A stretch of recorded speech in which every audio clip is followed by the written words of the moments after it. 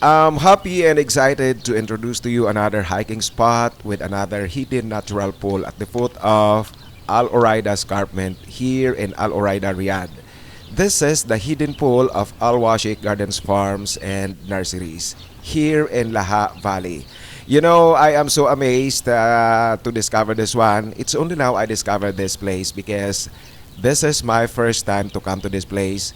And wow, I really did not expect that we have this hidden natural pool inside the farm. By the way, this is the second hiking spot inside the Alwasheq Gardens Farms and Nurseries.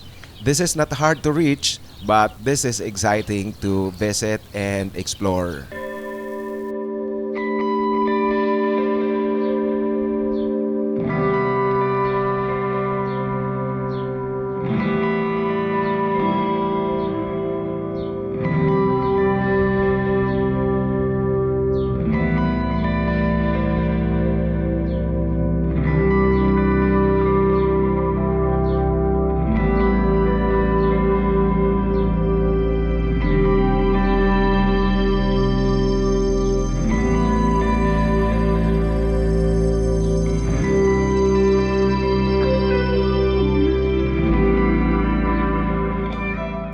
Doing the hiking here is not difficult but exciting because you need to climb to the rock boulders inside the gully. However, it has a hiking trail like the one you see to the lower right side of your screen.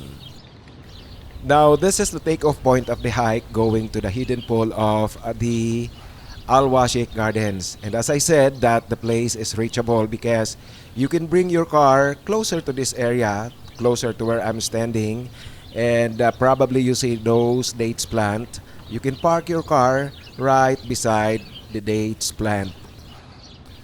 By the way, guys, again, the beautiful valley that you see is still part of the Laha Valley. Probably you noticed that I'm bringing you a series of videos about the Laha Valley, of course, because Laha Valley has several points to explore, to enjoy, and of course, exciting to visit. And like this one, I'm bringing you to the second hiking spot inside the Alwasheq Gardens Farms and Nurseries. You see, there is a hiking trail. As I said, that doing the hike here at the second hiking spot of the Alwasheq Gardens is not that difficult. But let me see and I'll show you because you know, this is my first time to visit this place and I'm doing the hike all by myself. Nobody is with me. Before I proceed this hike all by myself, let me just give you a shot going to the end part of the gully. So guys, this is it, and I'm sure this is going to be exciting because there are boulders that I need to step on top of them and of course continue the hike.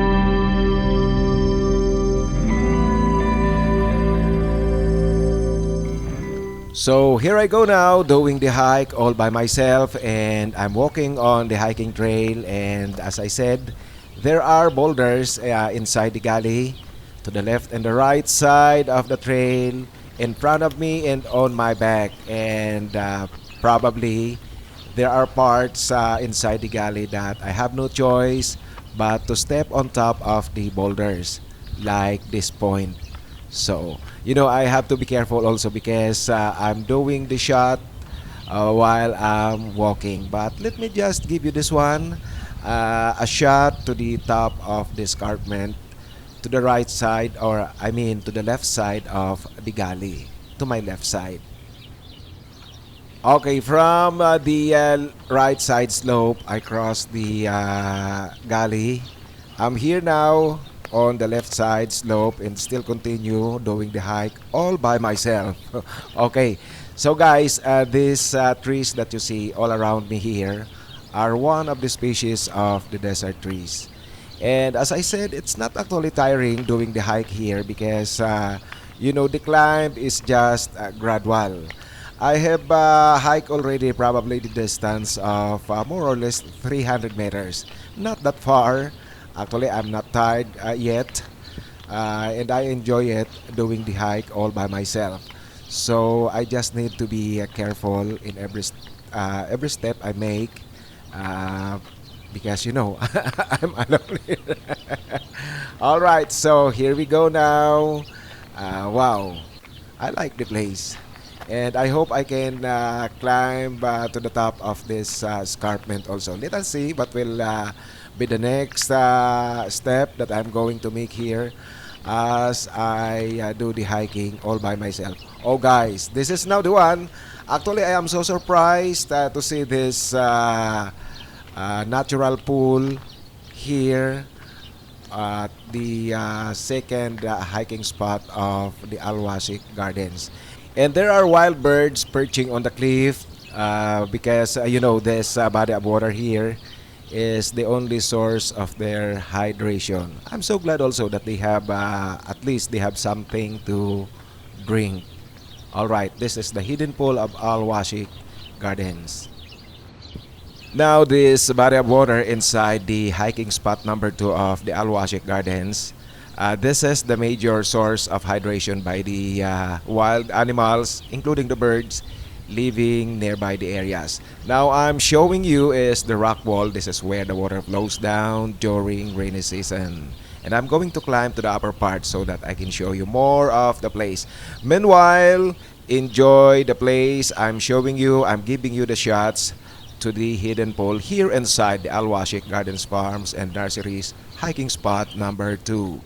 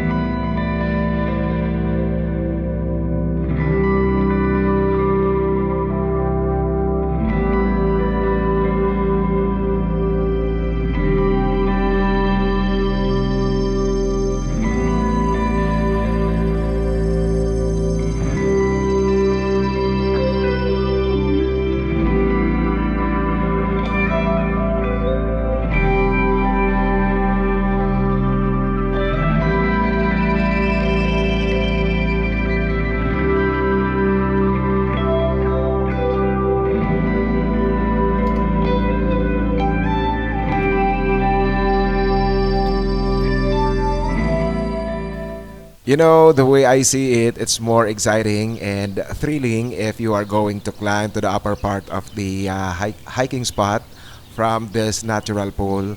By climbing through this vertical wall, it looks like ladderized wall. Guys, this is engineered by time and designed by nature.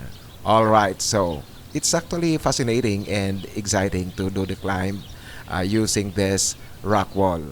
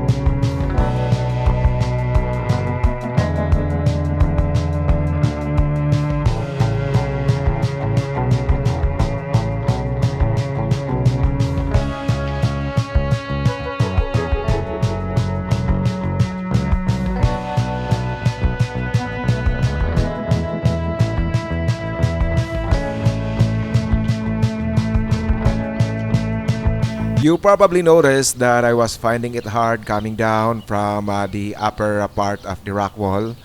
But don't you worry because you can still go to the upper part of the hiking spot by using this one. This is actually the trail going to the upper part of the hiking spot. Now I'm giving you the shot back to the takeoff point. From the takeoff point up to the this part where I'm standing on the upper part of the rock wall of the natural pool. So guys, it's not that far, and I think it's more or less 300 meters away from the takeoff point. This is now how the place looks like if you were standing on top of the rock wall beside the natural pool. And this is also the gully that you are going to hike when you visit this place. From here going to the takeoff point.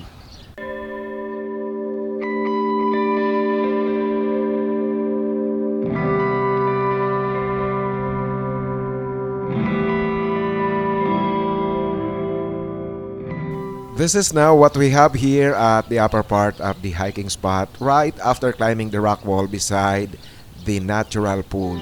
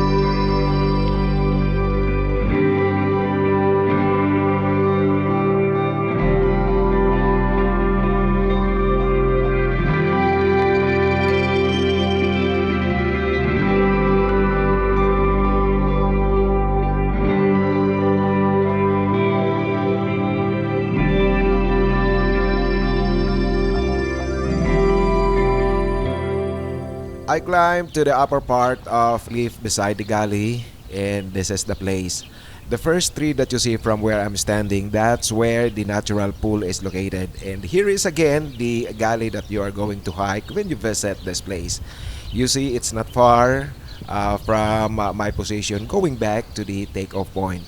Once again guys, this is the second hiking spot of the Alwasheq Gardens Farms and Nurseries here in Laha Valley, Riyadh.